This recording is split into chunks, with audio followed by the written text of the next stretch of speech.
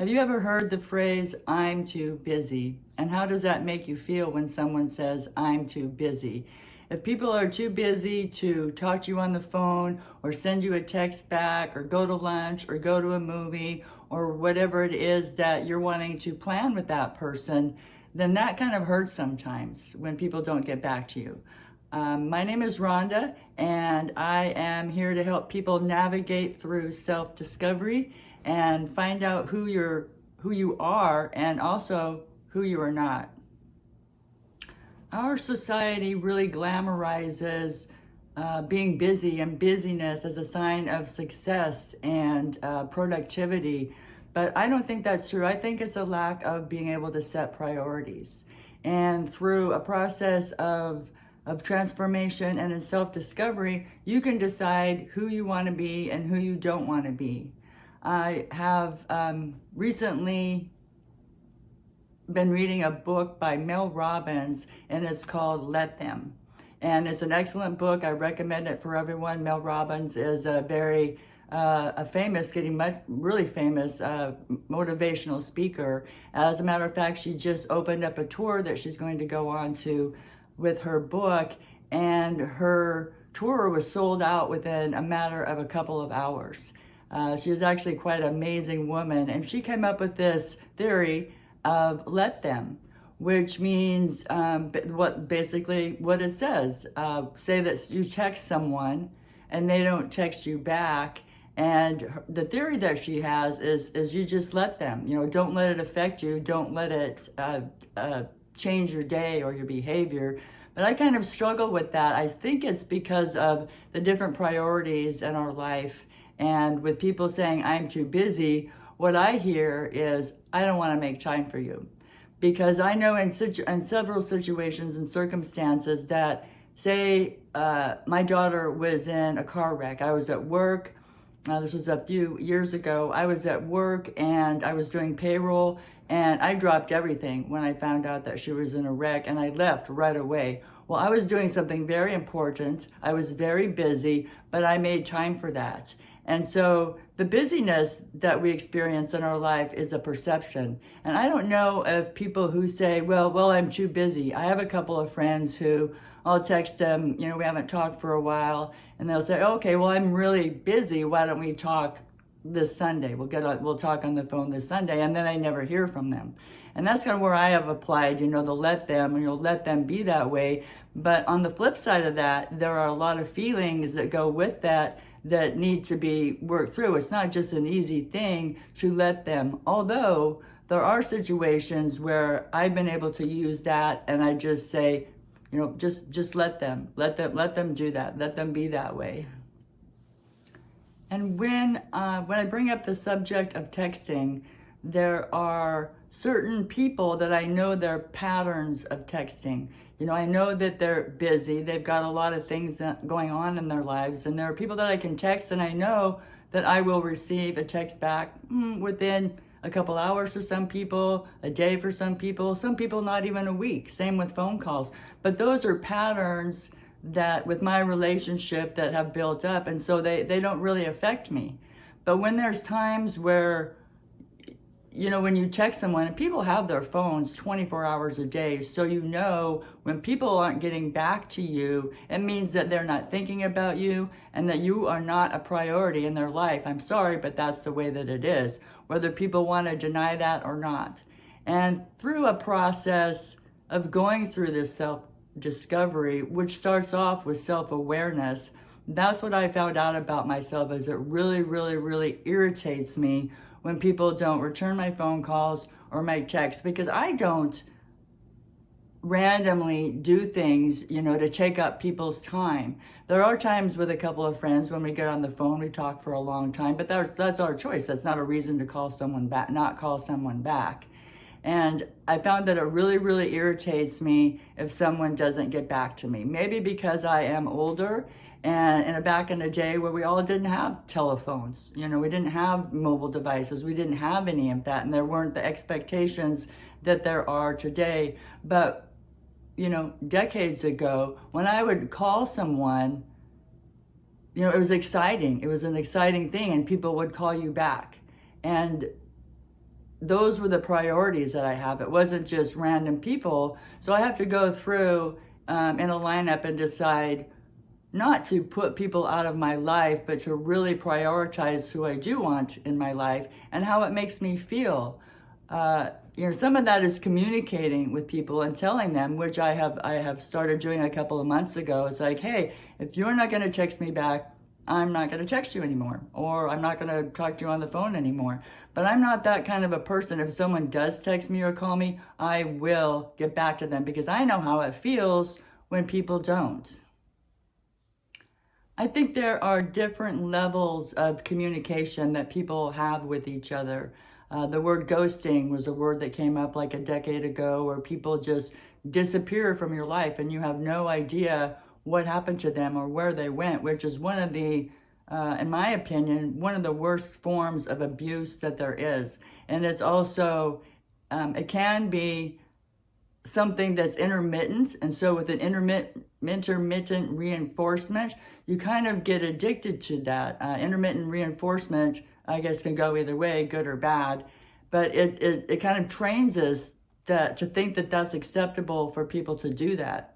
But that's kind of where part of the let them comes in, because depression starts happening when we are not aware of ourselves and what's going on in the outside world. So in our minds, we have this image of what life should be like, but that's not what's happening in reality on the outside world. And that's going to cause a lot of mental anguish, depression, and the ability to not be able to accept reality is very, very, very dangerous.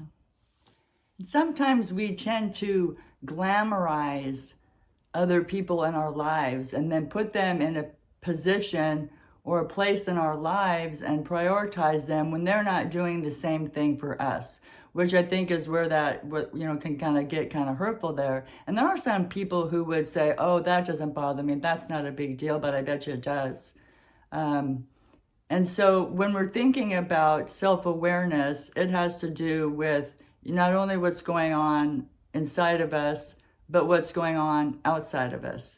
And what's going on inside of us is how we handle the situations that were presented with something as simple as texting and communicating with people. And the self-awareness on the outside is being aware of how we affect other people, how we interact with other people and the world. And I think there's quite a few people who could work on how they affect the world outside of them in a self-awareness process, because I don't think that they're aware at all. Because I tend to believe in humanity as good as a whole.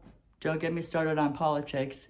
But and people just are completely unaware of how their behavior or their actions affect other people. Either that or they just don't care. I think one of the most important aspects of self-awareness is personal accountability. And that is where you can go out into the world and not blame someone. I have found in my life that blaming someone gets me nowhere. I'm not saying that there aren't interactions or things that happen that are caused by someone else. It's their fault. Say that you're in a car accident and it's not your fault, someone else hit you. That is really just looking at the facts. That's not blaming someone. But if you blame someone, say you blame this other driver because you are going to be late for work, or you're really, really angry, well, that, believe it or not, is a choice. I'm not saying it's not unjustified to be angry that someone hits your car, but it is also a choice, and it's going to affect you for the rest of the day. I was in a parking lot, and someone backed into me, and I could have been really upset, but I just was like, well, there's not much I could do. It was quite a while ago. I was in a high school parking lot, and the teenager that hit me was just in tears. She was so upset, and I could see why she was upset. It damaged my fender. But I am also, emotionally intelligent. That's another thing that we need to build on during a self-awareness and self-discovery, is recognizing and understanding our emotions, and so we can manage them and effectively respond and balance out those emotions in any situation. And that's the healthy thing to do. That'll create for healthier relationships. It'll create for a healthier day all around. And so what I found out about blaming is that it doesn't work. What I need to do is take a look inside and find out, okay, what was that trigger? What triggered me with that? I have 2 adult children, and that's very easy for them to trigger me because we are so close. We are bound by maternal and paternal bonds that are really hard sometimes to break and not blame the other person. But I've learned to do that fairly well, but it's an ongoing process. My daughter, I moved last May to Yuma, Arizona, and my daughter is going through a really rough time, and she had lived with me for a couple of years, and she moved out. And a few months after that, she just, without explanation to me whatsoever, you're a horrible person, I don't love you anymore, you stepped on my toes. She just completely blocked me out of her life. And it was really difficult. And it's like I really didn't have closure with the situation, not closure with my daughter, but I didn't have any closure. And so finally, and it had been 10 months since I'd heard from her, and I finally heard from her, and she was so mean and she was so rude. She sent me a text that's all that I needed, in my head. I was starting to get depressed. I couldn't figure out what was going on. It's beautiful. It's sunny here. I've met some awesome people that are here. And it was that reality of the situation where in my mind, I didn't have that relationship with my daughter. I had a different relationship with my daughter in my mind, maybe carrying over. We were very, very close. And so in reality, that didn't exist anymore, but in my mind, it did. So when she sent me that, I realized that I was really glamorizing the situation and of how she could be very, very cruel. And some of the things that she had said and done, I blamed her for the way that I was feeling, which I think is probably pretty normal. But after that one text, I was able to send her back and say, it's okay. If you want your freedom, you can have your freedom. Get a hold of me when you want to be back in my life. Because I didn't know what else to say. But in it was like a freedom moment for me when I realized, it was within probably 8 hours that I went from being very, very depressed to not depressed, almost a manic feeling, but it wasn't. It was just an epiphany of, oh my gosh, I am not living in reality. I'm living in this world where I think my daughter should be a different person, and she's not. And so when I was able to accept that and look at myself and look at my emotions and find out what was going on inside of me, and that my inside and my outside weren't matching. I was not, as much as I thought that I was self-aware, I was not self-aware. And being open and vulnerable with ourselves and others is essential for self-awareness. We really need to embrace our imperfections and the imperfections of others and acknowledge our fears and our insecurities. If we have that honesty with ourselves, we'll be able to have a deeper connection with other people.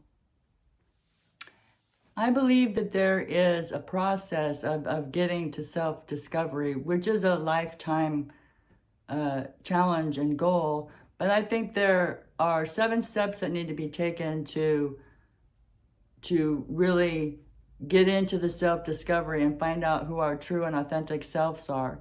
And one of it starts with awareness, which is what I was discussing today.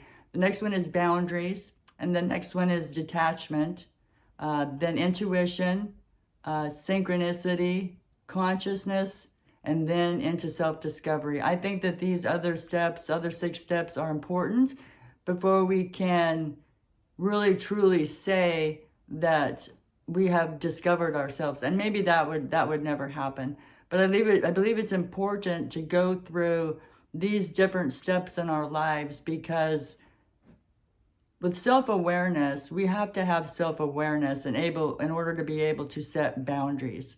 Because if we're not aware of ourselves in here and the external world, how are we going to set boundaries? How are we going to know what our boundaries are?